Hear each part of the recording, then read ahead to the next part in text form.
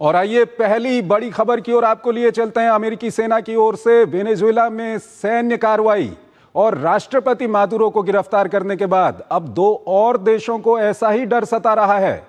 इन देशों को लेकर ट्रंप के संकेतों के बाद कड़ी प्रतिक्रिया भी आनी शुरू हो गई है। दूसरी ओर वेनेजुएला अब किस दिशा में आगे बढ़ेगा, इसको लेकर अनिश्चितता बनी हुई है। वेनेजुएला की कार्यवाहक राष्ट्रपति के रुख में नरमी जरूर देखी जा रही है, लेकिन अमेरिकी कार्रवाई को लेकर वेनेजुएला और दूसरे देशों में विरोध भी देखा जा रहा है। आइए आपको ताजा घटनाक्रम से जुड़ी एक रिपोर्ट दिखाते हैं और फिर इस पर अपने विशेषज्ञ मेहमान से चर्चा करेंगे। काराकास में तनाव के बीच सड़कों पर आम दिनों की तरह ही हालात सामान्य दिख रहे हैं, लेकिन लोगों को इस बात का एहसास है कि देश की राजनीति में अब तक का सबसे बड़ा उलटफेर हो चुका है। 27 साल से सत्ता पर काबिज वामपंथी सरकार के प्रमुख चेहरे निकोलस मादुरो अब सत्ता से बाहर हैं। हालांकि वेनेजुएला में मादुरो के धुर विरोधियों ने भी अमेरिकी कार्रवाई के तौर तरीके का विरोध किया है। एडमेंडो गोंजालेस उरुतिया ने कहा है कि अमेरिकी दखल की वजह से देश एक अहम मोड़ पर खड़ा है, लेकिन लोकतांत्रिक बदलाव का रास्ता अभी अधूरा है। दरअसल पिछले कई महीनों के दबाव और घेराबंदी के बाद वेनेजुएला पर अमेरिका ने सैन्य कार्रवाई कर मादुरो और उनकी पत्नी को पकड़ लिया। मादुरो को पकड़ने के बाद देश में सत्ता का संतुलन बदलता दिख रहा है। सत्ता का केंद्र माने जाने वाले क्लब ऑफ 5 में बिखराव साफ नजर आ रहा है। शीर्ष अदालत के आदेश के बाद कार्यवाहक राष्ट्रपति बनी डेल्सी रोड्रिगेज ने अमेरिका के साथ संतुलित और सम्मानजनक रिश्तों की बात कही है। माना जा रहा है कि कार्यवाहक राष्ट्रपति के रुख में बदलाव ट्रंप की चेतावनी के बाद आया है। दरअसल अमेरिकी राष्ट्रपति ट्रंप ने धमकी देते हुए कहा था कि अगर उनकी शर्तें नहीं मानी गई तो रोड्रिगेज को भी भारी कीमत चुकानी पड़ेगी। हालांकि चाविस्ता आंदोलन का सबसे बड़ा चेहरा और मादुरो के सबसे करीबी गृह मंत्री काबेलो अभी भी प्रमुख नेता के रूप में मौजूद हैं। दूसरी तरफ वेनेजुएला पर अमेरिकी कार्रवाई के तौर तरीकों को लेकर फ्रांस सहित कई अमेरिकी सहयोगियों ने भी सवाल खड़े किए हैं। हालांकि व्हाइट हाउस ने सैन्य कार्रवाई पर सफाई देते हुए कहा है कि अमेरिका का मकसद वेनेजुएला में सरकार बदलना नहीं बल्कि अपने अनुकूल व्यवस्था स्थापित करना है, ताकि वेनेजुएला के हित में वहां मौजूद संसाधनों का उपयोग हो सके। वहीं चीन, रूस, ईरान जैसे देशों ने अमेरिकी कार्रवाई को खुला अंतर्राष्ट्रीय कानून का उल्लंघन करार दिया है। इस बीच कोलंबिया और वेनेजुएला के अनुरोध पर संयुक्त राष्ट्र सुरक्षा परिषद की आपात बैठक बुलाई गई है, जिसमें ताजा हालात पर चर्चा होगी। बहरहाल वेनेजुएला में सैन्य कार्रवाई के बाद ट्रंप ने कोलंबिया के खिलाफ भी कार्रवाई करने की धमकी दी है। इतना ही नहीं, डेनमार्क ने अमेरिकी राष्ट्रपति से ग्रीनलैंड पर कब्जा करने की धमकी देना बंद करने का आग्रह किया है, क्योंकि एक अटलांटिक पत्रिका को दिए गए साक्षात्कार में ट्रंप ने ऐसा करने की अपनी इच्छा दोहराई है। इस बीच क्यूबा ने सैन्य अभियान में उसके 32 नागरिकों के मारे जाने का दावा किया है। क्यूबा ने मृतकों के सम्मान में 2 दिन के शोक की घोषणा की है। कुल मिलाकर लैटिन अमेरिकी देशों में ताजा तनाव के बाद अब पूरी दुनिया की नजरें इस बात पर टिकी हुई हैं कि क्या वेनेजुएला में तनाव कम होगा या फिर संकट और गहराएगा। तो आपने ये पूरी रिपोर्ट देखी, क्या कुछ चल रहा है, वेनेजुएला किस दिशा में जाएगा। उसके अलावा ट्रंप जिस तरह से लगातार बयान दे रहे हैं ग्रीनलैंड को लेकर के, कोलंबिया को लेकर के, इसमें क्या कुछ होगा, इस पर बात करने के लिए हमारे साथ हमारे विशेष मेहमान हमारे साथ जुड़ गए हैं। हमारे साथ एम्बेसडर संजय भट्टाचार्य, विदेशी मामलों के जानकार हैं, पूर्व वरिष्ठ राजनयिक हैं, उनसे हम बातचीत करेंगे। एम्बेसडर भट्टाचार्य, बहुत बहुत स्वागत है आपका हमारे इस कार्यक्रम में। पहला सवाल सर यही है कि वेनेजुएला अब किस दिशा में जाएगा, क्योंकि जिस तरह के हालात हैं उसमें अमेरिका कहता है कि अमेरिका वेनेजुएला का इंचार्ज है, लेकिन वेनेजुएला के अंदर हम देख रहे हैं वहां से जो खबरें आ रही हैं, इस सब को देखते हुए क्या कुछ आप कहेंगे। नमस्कार। वेनेजुएला का अगर हम लोग जरा अनुमान करें कि कैसा स्थिति है, इसमें 3 चीज देखने के लिए जरूरी है। पहला है कि वेनेजुएला का आंतरिक स्थिति जो था वो काफी नाजुक था।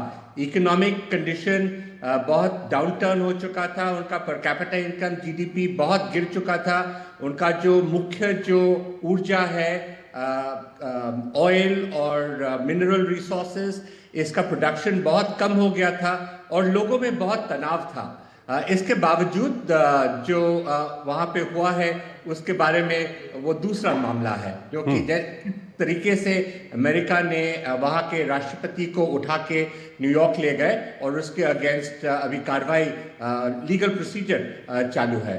तीसरा सवाल यह है कि हमारे लिए वो क्या मान्य रहता है। भारत के लिए वेनेजुएला के साथ जो संपर्क था उसमें क्या कोई बदलाव आएगा, और अगर हम इन तीनों में देखें तो अभी हम कहेंगे कि स्थिति बहुत नाजुक है, अभी बहुत ही अर्ली डेज है। फिलहाल तो सबसे बड़ा सवाल यह है सर कि वेनेजुएला किस दिशा में जाएगा, कैसे वेनेजुएला को आगे गवर्न किया जाएगा, क्या कुछ लगता है इसको लेकर के आपको? जी, तो ये पहला जो सवाल था कि उसका डोमेस्टिक सिचुएशन कैसा है।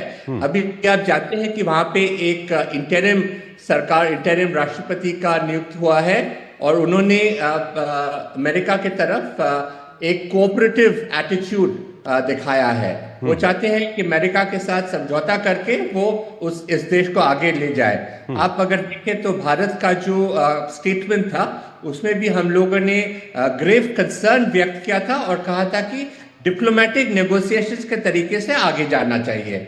हम जो देख रहे हैं कि वहां का जो अंतरिम राष्ट्रपति है वो भी यही कह रहे हैं। इस सब के बीच सवाल ये है कि जो वहाँ की इंटेलिजेंस एजेंसीज हैं, जो वेनेजुएला की सेना है, उसकी भूमिका कैसी होगी इसमें आगे अगर हम देखें तो? बहुत महत्वपूर्ण है, क्योंकि अगर आप देखें किस हालात से वो मदुरो को वहां से उठा के ले गए, इसमें ये साफ जाहिर होता है कि उनका जो इंटेलिजेंस था वो काफी इन्फिल्ट्रेट हो चुका था। और आप जानते हैं कि उस इलाके में अमेरिकन इंटेलिजेंस का बहुत स्ट्रॉन्ग, बहुत भारी प्रभाव है।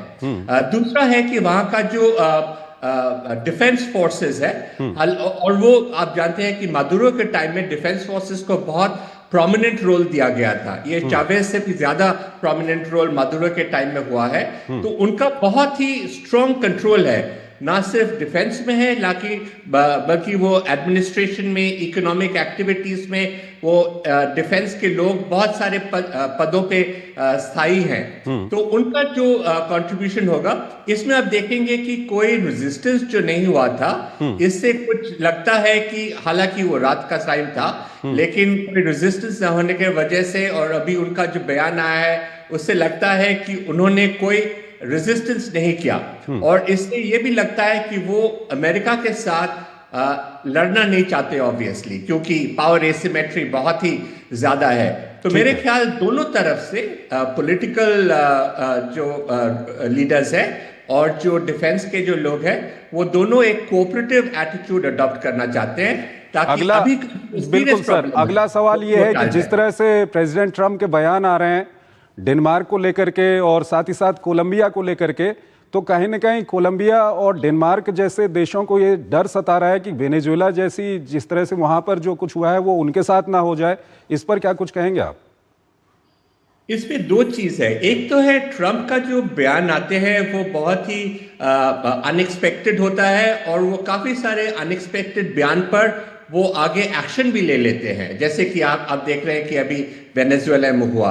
आपको याद होगा कि इलेक्शन के दौरान उन्होंने पनामा का भी बात किया था, और ये आप देखेंगे कि जो पनामा में है वहां पे चीन का कुछ प्रभाव है, कोलंबिया का है उसमें कुछ नारकोटिक्स का प्रभाव है, और जो ग्रीनलैंड का, ये सबसे इंटरेस्टिंग है कि वो जो मार्को रूबियो कह रहे हैं कि वेस्टर्न हेमिस्फीयर का वो डोमिनेंट फोर्स होना चाहते हैं और कोई देश को वहां देखना नहीं चाहते हैं। तो हिसाब से वो नेटो का एक्सपेंशन के लिए वो चाहते हैं कि ग्रीनलैंड में भी उनका हो। लेकिन अभी जो आपने बयान देखा होगा जो कि यूरोप से आ रहे हैं, बाकी देशों से आ रहे हैं, इसमें काफी देशों ने ये जो अमेरिका ने किया है उसका निंदा भी किया है।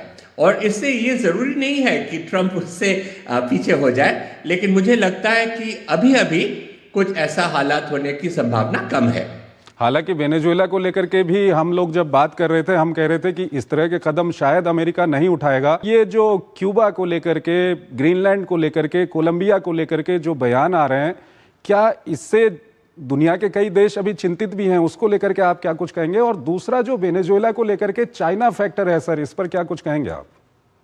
जी, दो चीज है। आपको पहले ये तो जानना चाहिए कि अमेरिका का जो फॉरेन पॉलिसी अप्रोच है उसमें वो ना सिर्फ अदर मीन्स का इस्तेमाल करते हैं, लेकिन प्योर फोर्स का भी इस्तेमाल करते हैं। कुछ साल पहले, काफी साल पहले उन्होंने मैनुअल नोरिएगा को पनामा से उठा के ले गए थे। उसके अगेंस्ट बहुत ही सीरियस चार्जेस थे। ये मदुरो के केस में तो ऐसा उतना सीरियस चार्जेस नहीं है, बट उसमें बहुत सी और बाकी बहुत सारे ऐसे भी इंसिडेंट्स हुए हैं, चाहे वो इराक हो, लीबिया हो, जहां पे यूएस एक्शंस हुआ है।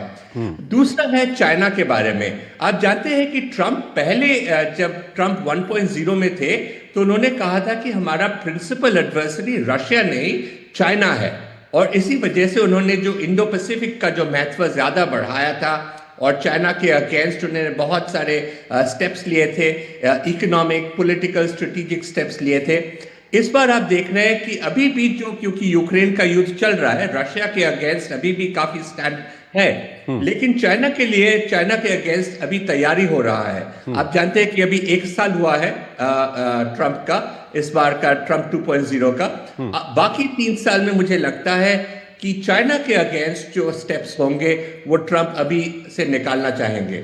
आप जानते हैं कि वेनेजुएला का जो तेल, जो कि मेन प्रोडक्ट था, उसमें काफी सारा जो ट्रेड होता था वो चाइनीज रेनमिनबी में हुआ करता था, और इसके वजह से डॉलराइजेशन का जो इम्पोर्टेंस था उसके बारे में काफी सारे लोग वहां पे यूएस में चिंतित थे। आप हेरिटेज 25 का रिपोर्ट देखिए, उसमें इसका साफ जिक्र था। तो ये जो है उनका चाइना का एक्सपेंशनिस्ट हेजेमनिस्ट टेंडेंसी जो है, चाइना जो चाहते हैं कि वो दुनिया का सबसे बड़ा पावर बन जाए, यूएसए को रिप्लेस करे, इसके बारे में यूएस में बहुत सारे लोग चिंतित हैं। Political, strategic analyst, economic, business के लोग सभी चिंतित हैं। तेल की कीमतों पर हालांकि ज्यादा कोई फर्क नहीं देखा गया है, बल्कि तेल की कीमतें थोड़ा कम भी हुई हैं अंतर्राष्ट्रीय स्तर पर, लेकिन ये वेनेजुएला में जो कुछ हुआ है इसका कोई फर्क दिखेगा क्या आने वाले दिनों में? इमीडिएट रिएक्शन कुछ हो सकता है जो कि नेगेटिव हो सकता है, लेकिन मुझे लगता है कि जैसे ये स्टेबलाइज करे, क्योंकि आप जानते हैं कि उनका जो तेल का जो प्रोडक्शन है वो नॉर्मल लेवल से काफी 1/3 हो चुका था। तो अगर उसमें वो लोग उस प्रोडक्शन को अच्छा कर सके तो इससे देश का जो दुनिया का जो तेल का सप्लाई होगा, इसमें कुछ अच्छा असर होगा, यानी कि कुछ प्राइसेस में भी कुछ अच्छा असर हो सकता है। ठीक है, बहुत बहुत शुक्रिया सर इस विषय पर बात करने के लिए। लेकिन एक और महत्वपूर्ण विषय है, उस पर अभी हम आपसे बातचीत करेंगे। फिलहाल यहाँ पर हमको एक छोटा सा ब्रेक लेना है, एक छोटा सा ब्रेक।